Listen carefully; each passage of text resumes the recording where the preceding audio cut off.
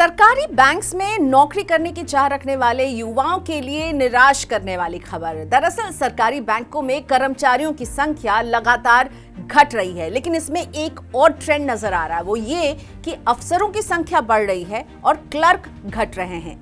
RBI की ताजा report के मुताबिक मार्च 2024 के अंत में देश के सरकारी बैंक्स में कुल 7,46,000 मैन पावर थी, जो पिछले 13 साल में सबसे कम है। इसमें आधे से भी अधिक यानी करीब 4,05,000 अधिकारी शामिल हैं, जबकि क्लर्कों की संख्या है 2,46,000।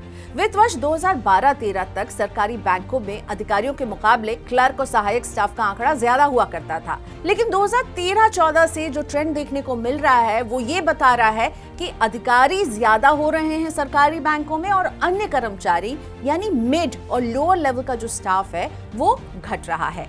प्रधानमंत्री नरेंद्र मोदी ने 15 अगस्त 2014 को लाल किले के प्राचीर से जनधन योजना का ऐलान किया था। इस योजना में 19 जुलाई 2024 तक 52 करोड़ 81 लाख बैंक खाते खुल चुके हैं, जिनमें करीब 2 लाख करोड़ रुपए जमा भी हैं, जिनमें से ज्यादातर खाते सरकारी बैंकों में ही खुले हैं। सरकारी योजनाओं के लाभ के साथ साथ बैंकों में अब म्यूचुअल फंड और इंश्योरेंस से जुड़े प्रोडक्ट्स भी बेचे जा रहे हैं। जाहिर है, इससे बैंकों में पहले की तुलना में काम बढ़ा है। इसके बावजूद सरकारी बैंकों में कर्मचारियों की संख्या क्यों घट रही है, ये एक बड़ा सवाल है। आरबीआई की रिपोर्ट बताती है कि वित्त वर्ष 2007-8 में सरकारी बैंकों में कुल 6,64,000 कर्मचारी थे, जिनमें 2,30,000 अधिकारी थे यानी ऊंची पोस्ट पर थे और 2,86,000 क्लर्क्स थे। साल 2012-13 तक बैंकों में कर्मचारियों की संख्या लगातार बढ़ती गई थी, लेकिन केंद्र में मोदी सरकार बनने के बाद से बैंक कर्मचारियों की संख्या का ग्राफ गिरता जा रहा है।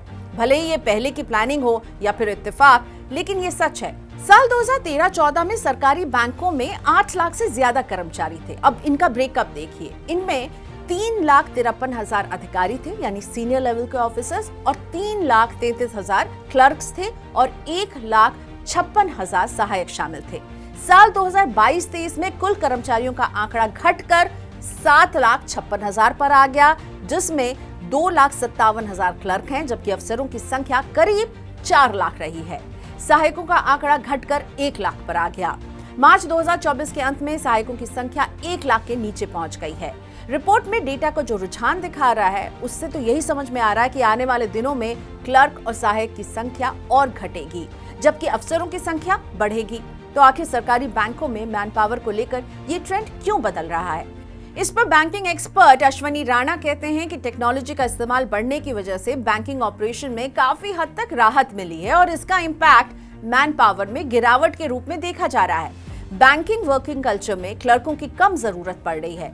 बैंक शाखाओं में अब गार्ड और अन्य सहायकों की संख्या सीमित की जा रही है, जो सही नहीं है। बैंकिंग ऑपरेशन का सही तरीका तो ये है कि क्लर्क काम करे और अधिकारी उसे वेरीफाई करे। राणा कहते हैं कि काम का दबाव बढ़ने की वजह से बैंकों में नौकरी छोड़ने की दर भी बढ़ रही है, जो अच्छे संकेत नहीं है। और स्किल डेवलपमेंट के नाम पर सरकारी बैंक्स में ट्रेनी रखने का जो चलन शुरू हुआ है, वो बैंकों के डेटा की सुरक्षा की दृष्टि से घातक साबित हो सकता है। तो कुल मिलाकर सरकारी बैंकों में क्लर्कों की तुलना में अधिकारियों की संख्या बढ़ना अच्छे संकेत नहीं है। सहायक स्टाफ में कटौती तो और भी निराशाजनक है। ऐसे में सरकार को बैंकों की मैन पावर के स्ट्रक्चर पर भी ध्यान देने की जरूरत है।